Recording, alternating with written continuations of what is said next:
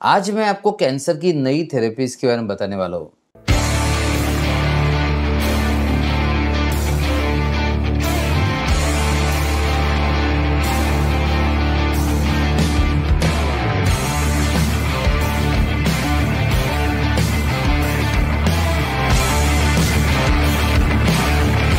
देखिए, कैंसर इतना खतरनाक प्रॉब्लम हो चुका है। पता नहीं बीमारी खतरनाक है या नहीं है। वैसे तो बीमारी भी खतरनाक है, लेकिन उससे कई गुना ज़्यादा उसके साथ जुड़ी हुई मानसिकता खतरनाक है। बहुत बड़ा खतरा माना जाता है। अगर कैंसर के डायग्नोसिस के सामने क्वेश्चन मार्क भी है तो भी खतरा है। अगर किसी ने कह दिया कैंसर की संभावना है 1%, लेकिन पेशेंट जो होता है, जो व्यक्ति होता है, वो 100% दहशत में आ जाता है। इतना खतरनाक है कैंसर। तो क्या सही में इतना बड़ा खतरा है? पहली बात। दूसरी बात, क्या इसके लिए जो कन्वेंशनल इलाज है बस उतना ही है? कीमोथेरेपी, रेडियोथेरेपी, सर्जरी, क्या इसके बाहर कुछ भी नहीं है? जी दोस्तों, अगर ऐसा आप सोच रहे तो बहुत बड़ी गलती है। लोग जनरली ये सोचते हैं कि जो मेन थेरेपी है बस वही करना चाहिए, वही करना चाहिए, चाहे हार जाओ वही करना चाहिए, चाहे मर जाओ वही करना चाहिए। सो आखिर तक हम वही चीज़ करते हैं जिसके बारे में हमें पता होता है कि कोई फ़ायदा नहीं होने वाला। ये बहुत ही आश्चर्य की बात है कि इंसान नाम का ये सबसे अक्लमंद प्राणी, पृथ्वी का, धरातल का, आज तक का सबसे अक्लमंद प्राणी इस तरह से काम करता है। जैसे डायबिटीज़ में कोई व्यक्ति अगर दवाई खाता है, गोली खाता है, वो गलत नहीं है, लेकिन वो दवाई और गोलियां जो खा रहा है या इंजेक्शन ले रहा है, इंसुलिन ले रहा है, उससे पता होता है कभी ठीक नहीं होने वाला है, बट फिर भी वही गोली, वही दवाई चलती रहती है। इसके अलावा आप देखिए क्रॉनिक पैनक्रेटिस, लोग एंजाइम खाते हैं, पेन किलर खाते, पता होता है इससे कोई ठीक नहीं होने वाला, बट यही चलते रहता है सालों साल। कोई 1 साल ले रहा है, कोई 5 साल से ले रहा है, कोई 10 साल से ले रहा है।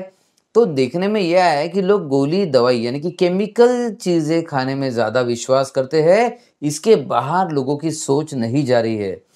देखिए फ्रेंड्स, इतने सारे करोड़ों लोगों की डेथ होती है सिर्फ लाइफस्टाइल डिजीज से। पता है क्यों होती है? इसी संकुचित मानसिकता की वजह से कि हम सिर्फ केमिकल्स और गोलियां और दवाइयों के भरोसे रहते हैं, और वो दवाइयों के भरोसे जिनके बारे में पहले दिन से आपको पता होता है कि भाई हम ठीक नहीं होने वाले।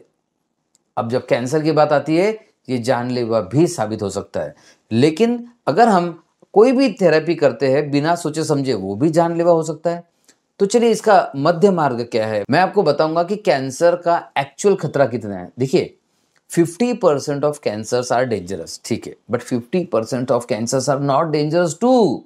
काफी सारे ऐसे ट्यूमर्स होते हैं जिन्हें इंडोलेंट ट्यूमर्स कहा जाता है, या फिर एक्सीडेंटल ट्यूमर्स भी होते हैं जो एक्चुअली बढ़ने वाले नहीं थे या जानलेवा नहीं थे, लेकिन उन्हें भी उसी मानसिकता से देखा जाता है, उतने ही डरावने, दहशत भरे फीलिंग के साथ अप्रोच किया जाता है, और ये खतरनाक साबित हो सकता है।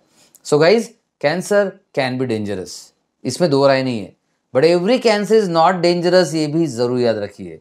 सेकंड, कैंसर में हम कीमोथेरेपी, रेडियोथेरेपी, सर्जरी लेते हैं, ओके, नो प्रॉब्लम, जो भी कैंसर स्पेशलिस्ट ने बताया वो करना चाहिए, बट क्या इसके अलावा हम कुछ कर सकते हैं? क्या ऑल्टरनेट थेरेपीज है? चलिए देखते हैं। सबसे पहला, सबसे फेमस, आजकल ट्रेंड में है, वो है कार टी सेल थेरेपी। इसी के साथ एक थेरेपी है जो हम करते हैं, जो मैं आपको अंत में बताऊंगा, तो इस वीडियो को अंत तक जरूर देखिएगा। ये जो कार्टी सेल थेरेपी है, ये CAR T cell therapy immunomodulation पर काम करता है, टी सेल लिम्फोसाइट के साथ काम करता है, तो ये इम्यूनिटी को इम्प्रूव करने में काम आता है। ऐसी एक इम्यूनोथेरेपी भी होती है जो CAR T cell therapy, again immunotherapy का पार्ट है, लेकिन कार्टी सेल थेरेपी के अलावा भी इम्यूनोथेरेपी की जाती है। दूसरा आता है टारगेटेड थेरेपी। अब targeted therapy basically cancer cells को टारगेट करती है, जहां पर एग्जैक्ट प्रॉब्लम है वहां पर टारगेट करती है। इसके अलावा जीन एडिटिंग में क्रिस्पर, और आपको ये पता होगा, बहुत फेमस है कि अगर हम उस जीन को एडिट कर दे जिसके कारण कैंसर हुआ है, तो शायद कैंसर गायब हो जाएगा। इसका एक्सपेरिमेंट चल रहा है, ये अभी भी एक्सपेरिमेंटल बेसिस पे है, बहुत वाइडली यूज नहीं है, बहुत ज़्यादा एक्सपेंसिव है। जैसे CAR T cell therapy 42 lakh, gene editing शायद 40-50 लाख या उससे ऊपर जा सकता है। तो ये बहुत ज़्यादा एक्सपेंसिव थेरेपीज है, लेकिन यस, ये नए ऑप्शंस भी मौजूद है। इसके बाद आते हैं प्लांट बेस्ड थेरेपीज।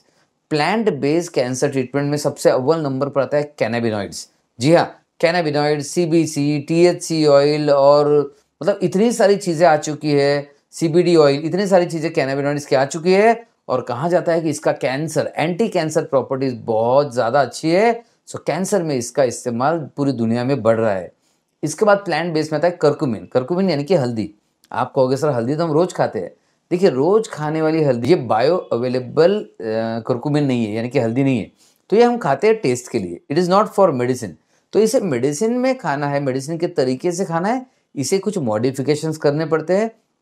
सो कुरकुमिन में वो मॉडिफिकेशंस किए गए हैं।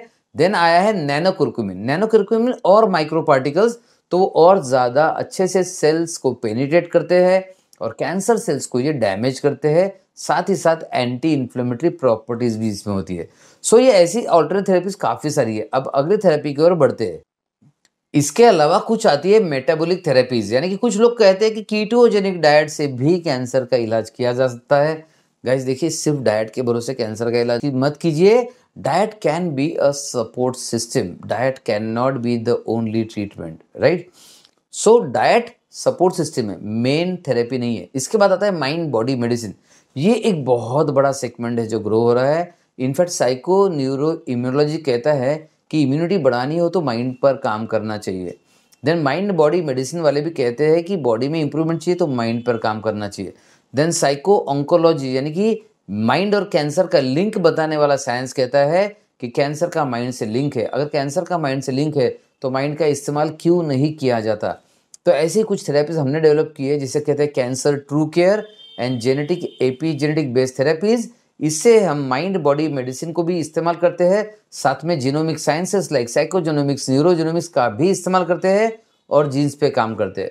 अगर आपने पढ़ा होगा एपीजेनेटिक्स के बारे में, तो एपीजेनेटिक्स काम करता है जीन साइलेंसिंग पे। तो जीन साइलेंसिंग, सोचिए एक्टिव जीन को अगर साइलेंट कर दिया जाए तो कैंसर में ये भी एक बहुत बड़ा ब्रेक थ्रू हो सकता है। हम ऑलरेडी इसे कर रहे हैं और ये करते हुए ये पता चला है कि कैंसर पेशेंट में माइंड पर काम करना बेहद ज़रूरी है। उसका हम रिट्रीट लेते हैं, मात्र 5 दिन में कैंसर पेशेंट की ज़िंदगी बदलना शुरू हो जाती है। आज खैर वो 5 डेज़ प्रोग्राम में बताने की बात नहीं है, लेकिन मैं बताना ये चाह रहा हूँ कि आप कैंसर से लड़ाई कर रहे हो, शायद 6 महीने से, शायद 1 साल से, 2 साल से, 5 साल से, आई डोंट नो। परसों एक पेशेंट मिला जिसका 6 बार रिकरेंस हो चुका है। अब इतने बार आपने कन्वेंशनल इलाज किया, एक बार थोड़ा सा और ऑल्टरनेट सिस्टम को ज़्यादा बेहतरी से एक्सप्लोर करने की ज़रूरत है। जीनोमिक साइंसेस भी आ चुके हैं, जीनोमिक प्रोफाइलिंग भी होता है। सोचिए genomic profiling plus diet plus mind body medicine plus psychogenomics plus psycho neuro immunology, oh my god कितना पावरफुल हो सकता है ये। और हम इसे इस्तेमाल कर रहे हो, रिजल्ट बहुत गजब के हैं। इसके अलावा कुछ लोग मेडिसिनल सप्लीमेंट्स यूज करते हैं जिसमें मशरूम्स भी है। मेडिसिनल मशरूम्स ऋषि एंड शीटेक, ये जो मशरूम से कहा जाता है कि कैंसर में यूजफुल है। इसके अलावा विटामिन डी, सेलेनियम, ऐसे न्यूट्रिशन सप्लीमेंट्स का भी इस्तेमाल किया जा रहा है। इसके अलावा आप देखेंगे ओजोन थेरेपी, हाइड्रोजन थेरेपी, ऐसी कुछ थेरेपीज है, HBOTs, इसका भी कैंसर में यूजफुल रिजल्ट देखा जा रहा है।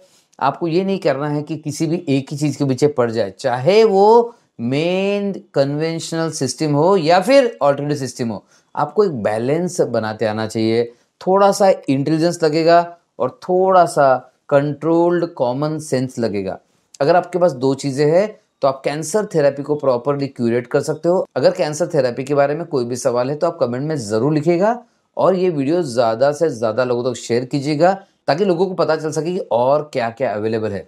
अभी तक आपने चैनल को सब्सक्राइब नहीं किया तो सब्सक्राइब कर लीजिए, बेल आइकन भी दबा दीजिएगा, क्योंकि ऐसी इन्फॉर्मेशन आपको बहुत ही रेयरली किसी चैनल पे मिलेगी। आपको बाकी सब जगह रेगुलर जानकारी मिलती है, लेकिन एक उम्मीद बढ़ाने वाली नई नई थेरेपीज़ के बारे में जानकारी आपको इसी चैनल पे मिलती है। सो सब्सक्राइब कर दीजिएगा, बेल आइकन दबा दीजिएगा। और अगली कुछ थेरेपीज, हाई टेक्नोलॉजी वाली थेरेपीज आ चुकी है, नैनो डिलीवरी सिस्टम। ये नैनो टेक्नोलॉजी डिलीवरी सिस्टम क्या है?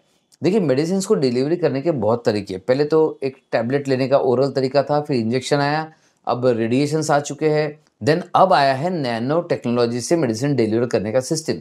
इवन चिप्स यूज़ किए जा रहे हैं, इवन कंट्रोल्ड रिलीज के लिए चिप्स यूज़ किए जा रहे हैं जो बॉडी के ऊपर चिपका दिए जाते हैं या फिर बॉडी के अंदर, स्किन के अंदर इंस्टॉल किए जाते हैं। तो आप देख रहे हैं कैंसर के इसमें बहुत सारे ब्रेक थ्रूज हो रहे हैं, बहुत सारे नए नए इलाज आ रहे हैं। तो क्या आप मानते हैं कि नए थेरेपीज को भी मौका देना चाहिए, खासकर तब जब क्लियरली दिख रहा है कि क्रॉनिक डिसीजेस में जो कन्वेंशनल मेडिसिन है वो आपको परमानेंट लॉन्ग टर्म रिजल्ट नहीं दे पा रही है। कैंसर में भी बार बार रिकरेंस आ रहा है। इतने सारे पेशेंट्स को हम देखते हैं जिसमें रिकरेंस आते रहता है, किसी का 2 बार रिकरेंस, किसी का 4 बार, 5 बार, 6 बार। कितने बार आप रिकरेंस सहन करेंगे? क्यों नहीं पहले से थोड़ा सा दिमाग लगा ले और ढूंढ ले कि कैंसर में रेगुलर ट्रीटमेंट के अलावा और क्या किया जा सकता है। चलिए मैं आपको 2-3 लाइंस दे रहा हूँ, बस इसको फॉलो कीजिएगा। एक है रूट कॉज ट्रीटमेंट।